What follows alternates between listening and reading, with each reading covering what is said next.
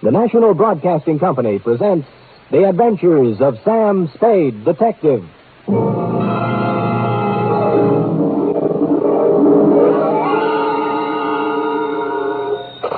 Sam Spade Detective Agency. Me, sweetheart. Sam! Most of the day is gone and you haven't even come into the office. I slept in, Effie. Did you have a busy night? Rather. Didn't you read the papers today? What? Oh, I've given up reading the papers. They're so full of bad news lately. Well, they're especially full of bad news today, Eff. What happened? Oh. Did your bowling team lose again? Effie, I'll thank you not to mention my bowling team in public. It's just a matter of getting a little exercise. And it didn't lose, it won, even without me. It only seems to win when you don't play on it, Sam. Effie, don't forget your position. Sorry, Sam. Anyway, how do we get on this bowling kick? We're supposed to be talking about something else. About last night. Oh, yes. Well, this one has more than local complications. Intrigue at foreign correspondence. Dirty work on a grand scale. It's international in scope. You'll chill with me. You'll thrill with me. Half rogue and half renegade. It's Sam Spade in the Red Star caper.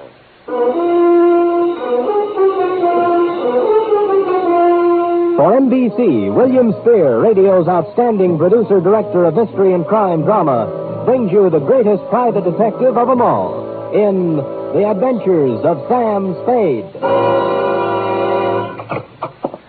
Effie? Yes, Sam. Yeah, I'm here. It's about time. Well, I'm here. It's about time. Effie, you sound more like a shrew every day. Thank you, Sam. I'm just being practical, you know. How can we make money if you don't show up? Well, I had to turn away 3 clients today. Well, that's right. I'm thinking of quitting private detecting anyway. You are? Really? What would you do? Well, I know a reporter's job that's open. Now, how would that sound? Scoop Spade. My beat is the universe. Oh, that sounds terrible, Sam. You make a silly reporter. You can't even type. Sometimes, Effie, you hit the nail right on the point, where it hurts. Now, let's get down to business. Well, I hope I didn't offend you, Sam. Well, watch it. Date January 12th, 1951. To Lieutenant I.C. Kelsey, Homicide Detail, San Francisco Police. From Samuel Spade, license number 137596. Subject, the Red Star caper.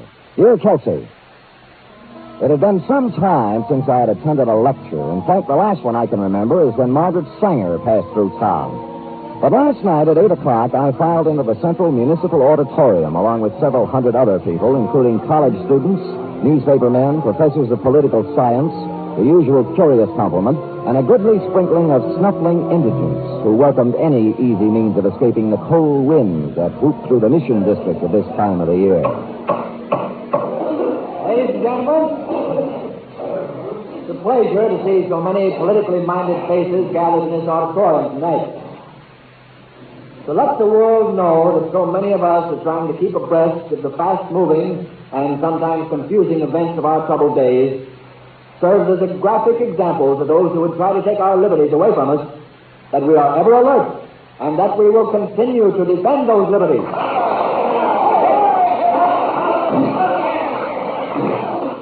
Only by taking every opportunity to display our willingness to understand and act on the problems that face us can we serve notice to the world that we are ever ready to pick up the gauntlet of international challenge whenever or wherever it may be thrown down.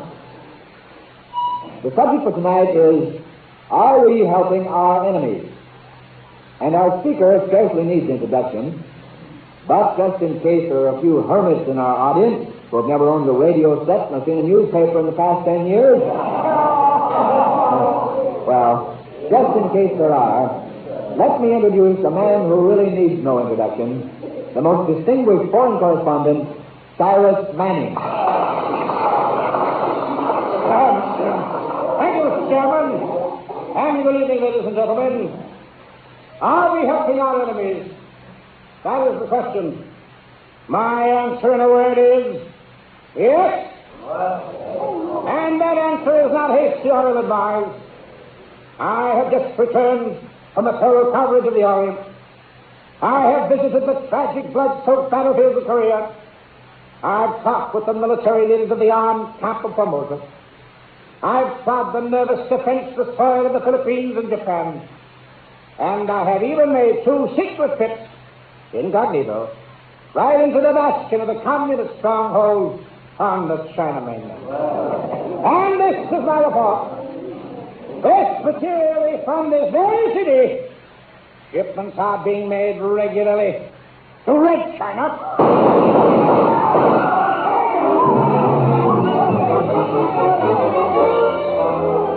I was sitting halfway up the hall when the lights went out. I cut for a side aisle and raced for the stage. Someone was running for a back exit, and I followed. I was too late. The car had roared out of a back alley and was gone. On the stage, someone had rung down the curtain. Silas Manning was on the floor, and the chairman was bending over him. He's dead. They almost shot me, too. Let me see. Yeah, you're right. There's nothing anybody can do for him right now. The lights went out and then the shot. Oh, this is the most terrible thing that ever happened to me. To you? Shall I ask him to get up and call the police, or do you think that with one last dying effort you might do it? I'll call him. I guess he did get the worst of it. I guess he did. And that's how the news reached you, Kelsey. Now, suppose you want to know how I happened to be at a lecture where the lecturer happened to be shot. Well, I'll tell you. I don't think it makes me happy. You see, I was supposed to be his bodyguard. Now, let's start at the beginning, shall we?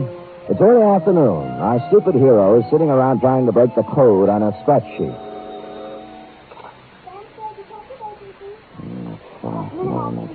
Sam, are you in? Only the clients, F. Who is it? Dick Davis, foreign news editor on the Tribune. No, he probably has me confused with Mr. X, but I'll take it. Yeah, Dick? You ever hear of Silas Manning, Sam? A foreign correspondent? Yeah, that's the one. He's in town. He got here yesterday. Well, what is it, a benefit? You want me to do card tricks or something? He needs a bodyguard. I don't know anybody else who'd be crazy enough to take the job, so I called you. Oh, gee, thanks. Read the letters to the editor column tomorrow for my reply. I didn't know whether you'd take the job, but I sent him over to see you anyway. Who does he want to be bodyguarded against? Well, I'll let him tell you about it, Sam, but I'll give you a clue. Their home base runs west from the center of Berlin, east to slightly below the 38th parallel. Oh, those people, huh? Well, there are only 200 or 300 million of them. I shouldn't have any trouble. Then you'll take the job, Sam? Who's paying? We are, 50 a day. 60. Haven't you heard of the cost of living index? Yeah, all right, it's a deal. Good. Just one thing, Sam. If you have a good picture of yourself, taken recently, kid, we'd appreciate a copy. Why? That is, possible obituary. Davis, what are you saying? If I don't see you again, Sam, good luck. I quit.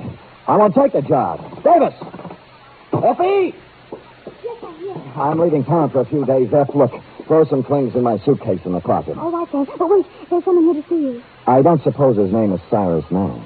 Did you ever see Sam? Oh, it was easy. I just thought of the name of a man I would least like to see. Send him in. Sam, sometimes I just can't understand you. I have the same trouble, F. I'll send him in and forget about the suitcase. I am not going to succumb to hysteria. Are you sure you're all right? Of course I am. On these troubled times, we must keep our heads cool and our powder dry. Well, I try to. I'll send him in. All right. You may come in now, Mr. Manning. Thank you. How do you do, Spade? Sit down. Oh, thank you, old man. Could you lift up your hat brim so I could see your face and maybe even take off your trench? Yeah, I never take them off, Spade. Oh? They're the mark of my profession. Oh. The life of a foreign correspondent isn't his own, you know. I might be whisked off to Berlin or Siberia in a matter of minutes. Sometimes I even sleep in these clothes. Well, you know best. I wore this trench coat when I interviewed Hitler. When I stood knee-deep in water on the shores of the Philippines. Next to MacArthur. Really? Why, the commandant of the prison camp didn't dare take it off of me when I was captured by the Chinese guerrillas. And when Mussolini... Would you care for a drink? Drink? Yeah. Well, thank you, sir. I see you're pouring deep. Well, here's the crime. No, Spade, no. Just a minute. I never drink without first offering special toast. Offer. Oh, may the great white wings of the thunderbird brush lightly over your grave. A little translation of an old Tibetan toast. Swell. Well, of course, it probably loses something in the translation. It's good to get back to the States where they have real liquor. I'm getting tired of sake and Korean moonshine. I didn't know they had time to make it. Well, let's get down to business, Spade. This is my problem. I have been no respecter of censorship or official red tape. That's why I've scored some of my biggest news beats. I take it you're working on one now. Oh, the biggest. Did you know that material is being shipped out of San Francisco to the Chinese Communist forces? Stuff that they are even now using against us on the battlefield? Well, no, I didn't, but I could believe it. Well, for weeks now I have been tracking down the truth, documenting the facts, ferreting out the cover-ups, the lies, the falsehoods. Oh, good for you. Tonight I'm giving a lecture at the Central Municipal Auditorium. Press representatives from every newspaper and syndicate will be there. Of course. I Well, I'll give the general outline of my revelations, and it'll hit every newspaper in the country. Then, when the public's appetite is whetted, I'll publish the specific details in the Tribune the following day, and we'll score a clean scoop. I see, and you feel somebody's gunning for you.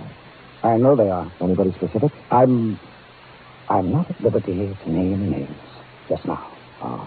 But after I give my first lecture tonight, it might be 30 for me. Well, the Tribune's hired me, and I'll do my best. I've been in tight spots before, Spade, but my duty is clear before me, and I'll not shirk it. I won't need you before the lecture, but immediately after, your services will be appreciated. Well, why don't I stick with the starting right now? Now, after the lecture will be 2 minutes. You know best? They think I'm afraid to talk, but I guess I'm going to give them a surprise, huh? Yeah? One that they can read in their morning newspapers, huh, Spade? Yeah? Yeah?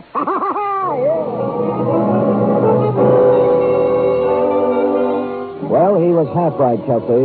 Might not have been a surprise, but they were able to read it in the morning papers. And at least Manning got a laugh out of it, which is more than I did.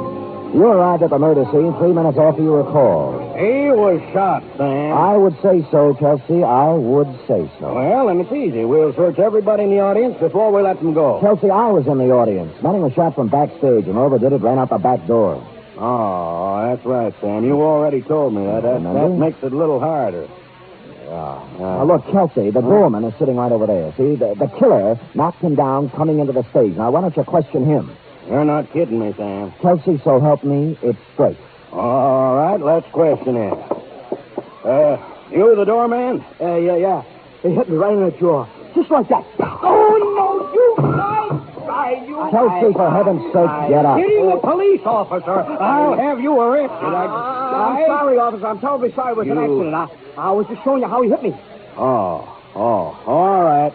But when you come to the shooting part, you be careful. Well, the door opened and a big man barged through, see? And before I could open my mouth, he hit me. And I fell flat on my back.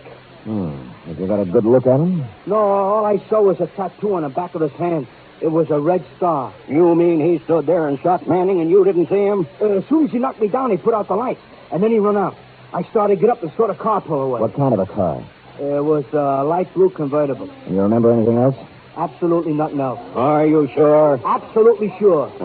I don't suppose it's worth much, but the license number was 4N75323. No, I don't think. Oh, yeah. After you recovered from your apoplexy, Kelsey, and checked the license number, we were more confused than ever. Belonged to Cyrus Manning himself. While you were calling headquarters, I searched Manning, and the notes from which he was speaking were gone. I reasoned that he might have had a carbon copy or handwritten notes in his hotel room or wherever he lived. The Tribune supplied his address, the Congress on Fillmore, above Van Ness, room 612. Coming out of the elevator, I bumped into a tall, handsome brunette, hurrying in. Excuse me. It was my fault. If you go to the right, I'll go to the left. All right, ready? Shift. Going down. Hurry, please.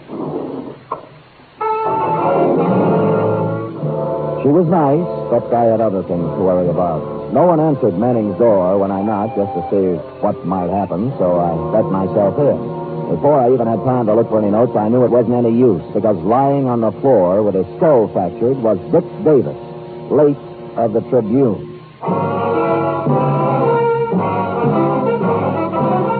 You are listening to the weekly adventure of radio's most famous detective, Sam Spade.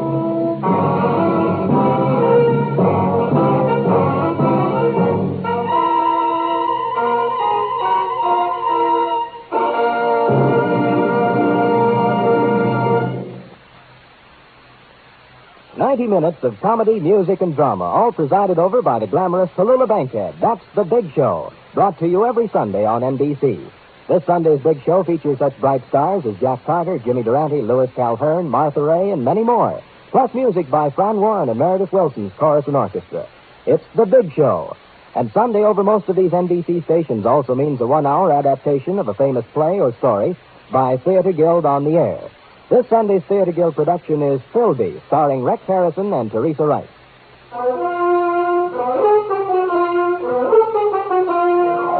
And now back to the Red Star Caper, tonight's adventure with Sam Spade.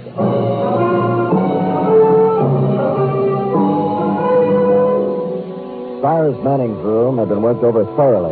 There were no notes lying around which described the activities of anyone sending war material to the Chinese communists. The only pertinent piece of evidence was the corpse of Dick Davis.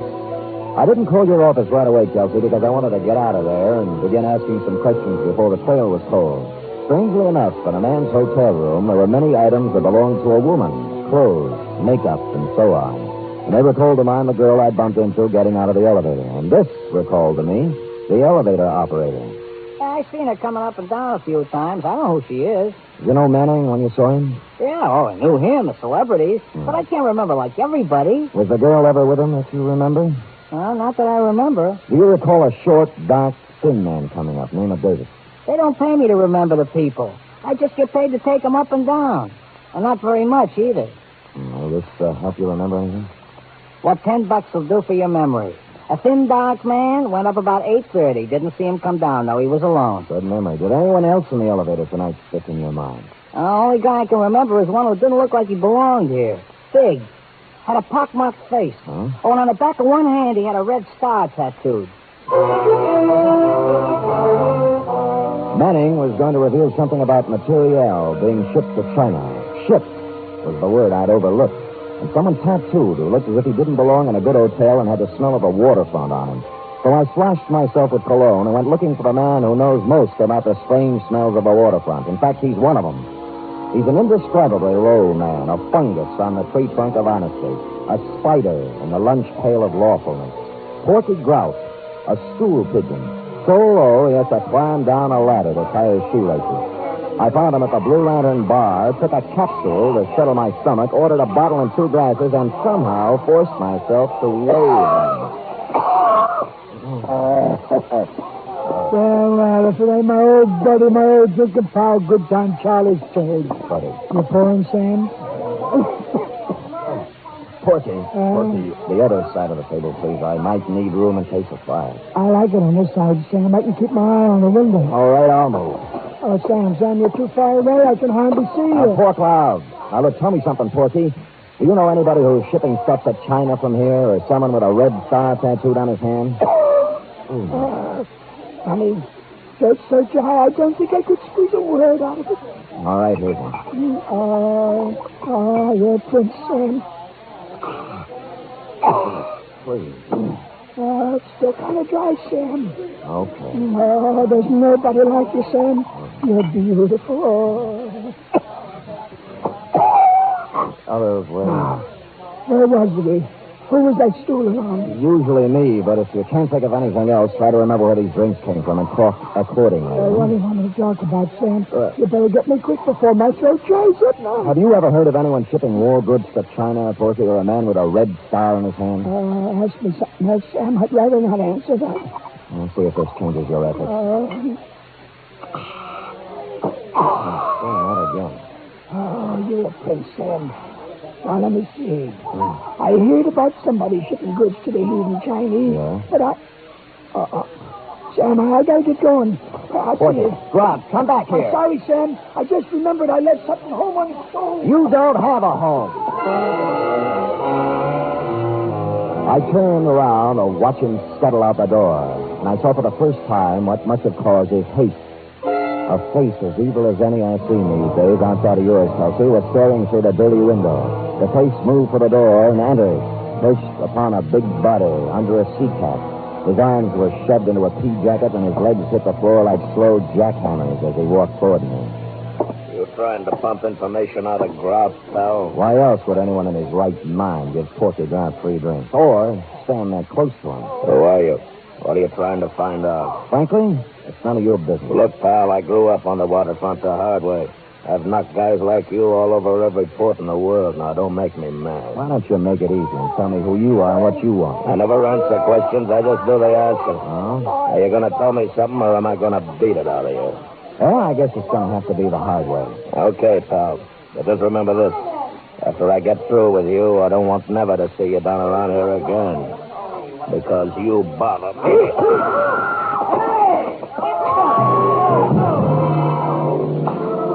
Now we come to the embarrassing part of my report, Kelsey. I did everything I usually do, but this time it didn't work. And now I know how those other puppies I batted around for the past few years feel. But all was not lost. It was a crushing right hand coming in from the side that did the damage. And it hit me right under my good eye. And on the back of that hand was tattooed a big red star. When I got up from the floor, he was gone. So was everyone else in the place but the bartender. You feel better now, mister? I told you not to have that last drink. What drink? Who was the guy who did it? Did what? Knocked me down. What do you think? Oh, brother, you really got one on. I didn't see anybody knock you down. You didn't see a big red-headed guy in a pea jacket take a swing at me? Look, have a drink on the house. Maybe you'll feel better, huh? Don't give me that lost weekend routine. Who was he? Let go of me. I don't know what you're talking about. What happened to all those other people who were drinking here? Now, look, mister, you can believe it or not, the only two people I've served in here tonight have been you and Porky Grout. And as for a guy knocking you down, well, you must have hallucinations. Threats, money, nothing worked. And I knew nothing would either because the sign had been put on there. So before anything more serious happened, I got out of there. And by there, I mean both the bar and the neighborhood. It was not that I was scared, but I'd long ago learned the value of an orderly retreat. Or as they used to say in my neighborhood when I was a kid, he who hits and runs away lives to hit another day. I decided to go at things from another angle, like who owned the woman's things that I saw in Silas Manning's room? They belong to Mr. Manning's wife. Burke, are you sure Manning had a wife? Well, they registered as man and wife, Mr. Spade. What did she look like? Tall, good-looking brunette. Hmm? You know, now that we're talking about her, there was something strange in their relationship. What? She never stayed here at night. She only came in the morning and left in the afternoon.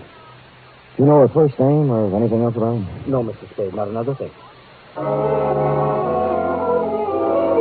Well, it was a start, at least. She was obviously the girl I'd met on the elevator. I looked up a number of Manning's friends, but the first 3 or 4 couldn't help me. But the 5th said that Manning had married about 6 months ago, and he'd never seen the wife. Her name, as he remembered, was Spade Kearney, and her father was a ship's captain. I ran down the name Kearney over at the maritime office and discovered that he owned 3 ships, 2 of which were in port. On the first ship, the Downwind, they told me Kearney lived on the other one. It was the Western Sun at Pier 92. I went up the gangplank to the forward housing where the captain's cabin normally was located.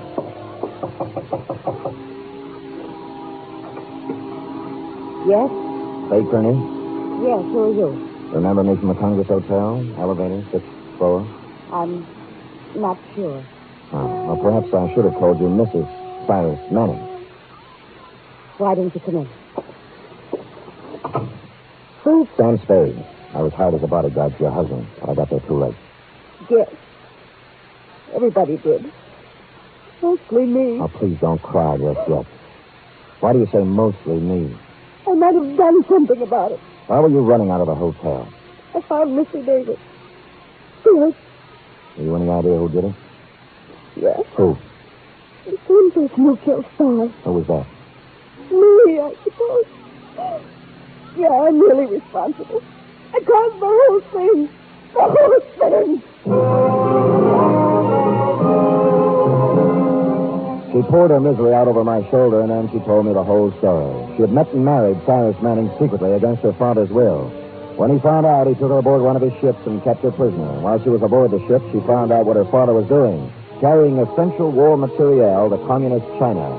So somehow, smuggled the information to Manning. She did, and the arrangement was that they were going to trade the information for her father's blessing on their marriage. But once Manning got the information, he wanted to scoop more than he did his wife. That's when the trouble started. Here he comes, Sam. Here he comes. You get out of the way. If he finds you here. Get in the back room.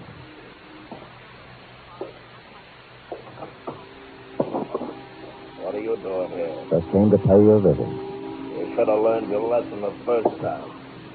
This time it's for keeps, Tony. That's the way I feel.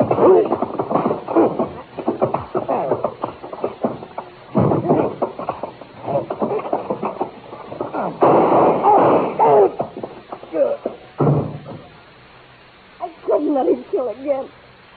I just couldn't.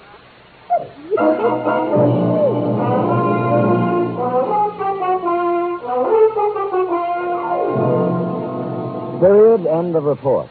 Did he die, Sam? It was a matter of seconds, Beth. Oh, Sam. All that poor girl wanted was love. Oh. And look what happened to her. Her father. Yeah. You were the only witness, Sam.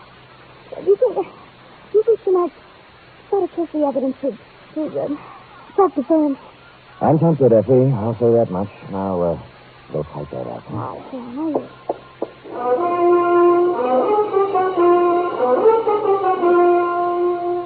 Three chimes mean good times on NBC. There's music and fun tomorrow on NBC to help your Saturday evening along. Your hit parade brings you the top tunes in the land with Raymond Scott, Snooky Lanston, and Eileen Wilson.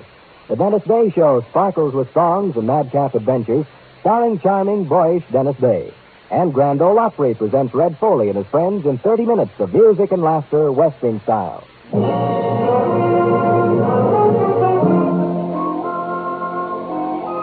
Here it is, Sam.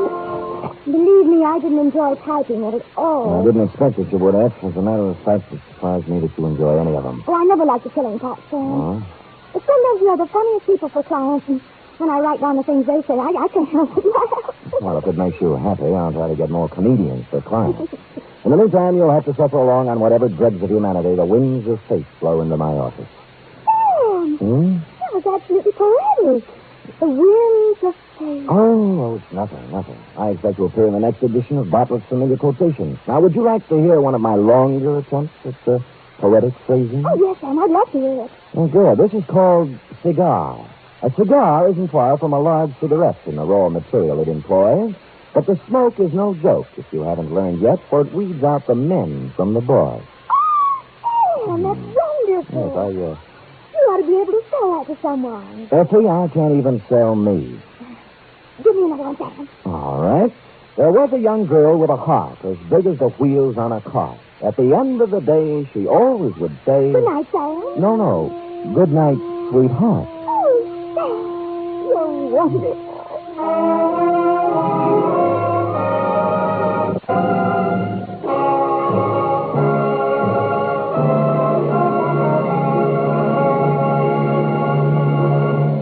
The Adventures of Sam Spade are produced, edited, and directed by William Spear. Sam Spade was played by Stephen Dunn. Lorene Tuttle is Effie. Script for tonight's adventure by John Michael Hayes. Musical scoring by Lud Gluskin, conducted by Robert Armbruster.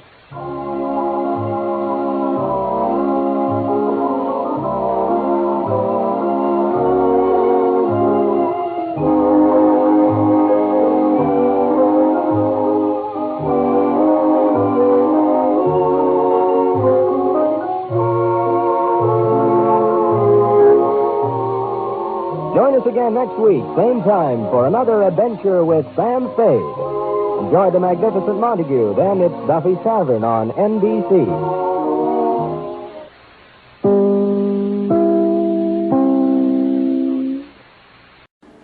Would you like a shout out? Leave a comment in the section below. Tell me who you want to shout out to, who you want to shout out from, and we'll get it up here for you. Hey, we want to say thanks for tuning in. Please like and subscribe so you don't miss any. You got a lot more of these up there. Go check them out under the playlist. Leave us a comment. Tell us what you want to see, what you think, and we'll see you next time.